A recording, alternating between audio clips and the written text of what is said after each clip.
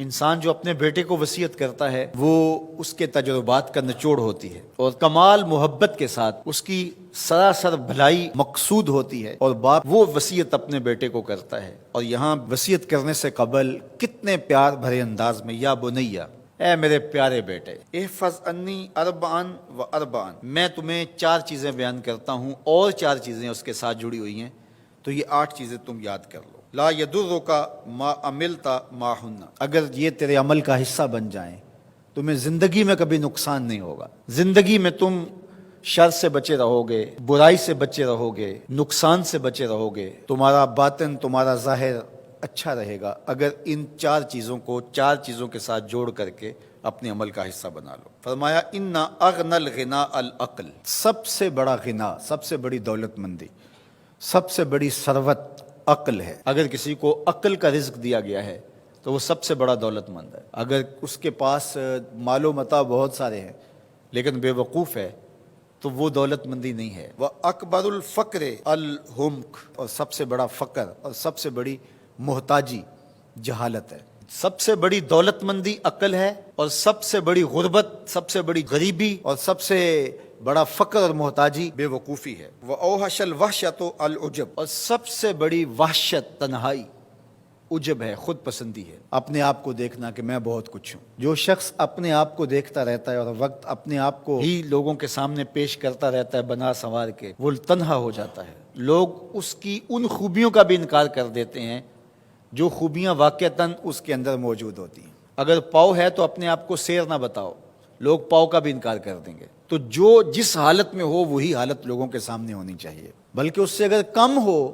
شیخ Saadi نے ایک بڑی خوبصورت بات لکھی کہ تم برے ہو لوگ تجھے نیک سمجھیں یہ بری بات ہے، لیکن تم نیک ہو اور لوگ تجھے برا سمجھیں تو کوئی فرق نہیں پڑتا، تم اللہ کی نظر میں نیک ہو۔ اس لیے تم اگر سیر ہو اور لوگ تمہیں پاؤ سمجھے تو کوئی فرق نہیں پڑتا، لیکن اگر تم اپنے آپ کو پیش کر رہے ہو تو لوگ تمہاری اس حیثیت کا بھی انکار کر دیں گے جو تمہیں حاصل ہے۔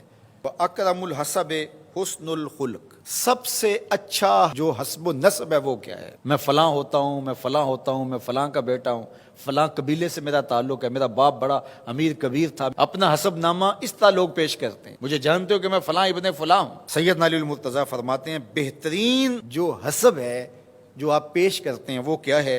حسن الخلق، تمہارے اخلاق کیسے ہیں، تمہارا خلق گواہی دے گا کہ تم اچھے خاندان کے چشم و چراغ۔ مشکانست کے خود ببوئت نہ کہ عطار بگوئت۔ فارسی کا ایک مقولہ ہے کہ خوشبو وہ ہوتی ہے جو خود بتائے کہ میں خوشبو ہوں۔ خوشبو بیچنے والا بتاتا پھر ذرا سونگ کے دیکھیے یہ بڑی اچھی خوشبو ہے، ذرا سونگیے، کہا یہ بتانے کی ضرورت نہیں۔ حضرت علی المرتضیٰ فرماتے ہیں تمہارے خلق کی خوشبو سے لوگ سمجھ جائیں گے یہ کون ہے، تمہارے اخلاق اتنے اچھے ہوں کہ لوگ پہچان جائے تم کون ہے۔ تو بہترین حسب و نسب کیا ہے؟ اپنے بیٹے حضرت امام حسن رضی اللہ تعالیٰ عنہ کو بتا رہے ہیں، مجھے بتائیے امام حسن سے بہتر نسب اور حسب کس کا ہو سکتا ہے؟ رسول اللہ کی بیٹی کے بیٹے، امام الاولیاء کے فرزند ہیں، رسول اللہ کے نواسے ہیں، بنو ہاشم کے چشم و چراغ ہیں۔ تو انہیں یہ نہیں کہا کہ تم یہ بتاتے پھرنا، بلکہ کہا کہ تمہارا خلق گواہی دے کہ میں محمد کا نواسا ہوں، تمہارے اخلاق گواہی دے کہ میں نے فاطمہ کا دودھ پیا ہے، تمہارا کردار گواہی دے، تمہاری شجاعت گواہی دے کہ تم علی کے فرزند ارجمند ہو۔ اللہ اکبر۔ پھر حضرت علی المرتضیٰ رضی اللہ تعالیٰ عنہ ان چیزوں کو بیان کرنے کے بعد فرماتے ہیں یا بنیا، اے میرے بیٹے، ایاک والمصادقہ الاحمق، بے وقوف شخص کی دوستی سے ہمیشہ بچنا۔ فإنہ یرید ان ینفعک فیضرک، وہ دل سے چاہے کہ تمہیں نفع پہنچائے لیکن اپنی جہالت کی وجہ سے، اپنی بے وقوفی کی وجہ سے تمہیں نفع نہیں پہنچا سکے گا، تمہیں نقصان پہنچا دے گا۔ کہا جاتا ہے کہ بے وقوف دوست سے دانا دشمن اچھا ہے، تو وہ اسی قول کا مفہوم ہے۔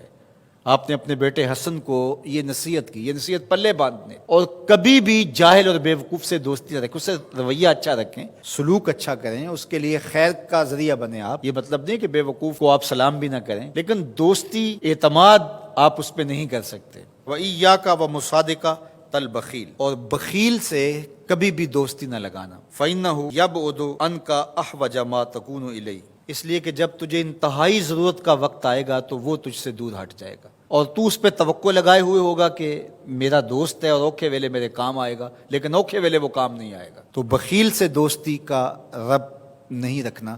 وَإِيَّاكَ وَمُصَادَقَةَ الْفَاجِرِ، بدکار شخص سے کبھی دوستی نہ رکھ، برے شخص سے کبھی دوستی کا رشتہ نہ جوڑنا۔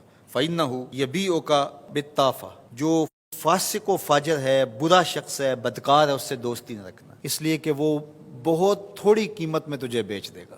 اور آخری بات، وَإِيَّاكَ وَمُصَادَقَةَ الْكَذَّابِ، جھوٹے آدمیوں سے کبھی دوست نہیں رکھنا۔ فَإِنَّهُ كَالسَّرَابِ يُقَرِّبُ عَلَيْكَ الْبَعِيدَ وَيُبْعِدُ عَلَيْكَ الْقَرِيبَ، وہ بعید کو تجھے قریب دکھائے گا، قریب کو تجھے بعید دکھائے گا۔ جو چیز قریب ہوتی ہے، جو سراب ہوتا ہے تو دور سے پانی دکھائی دیتا ہے، لیکن جب قریب جا کے دیکھتے ہیں تو سراب ہوتا ہے، پانی نہیں ہوتا۔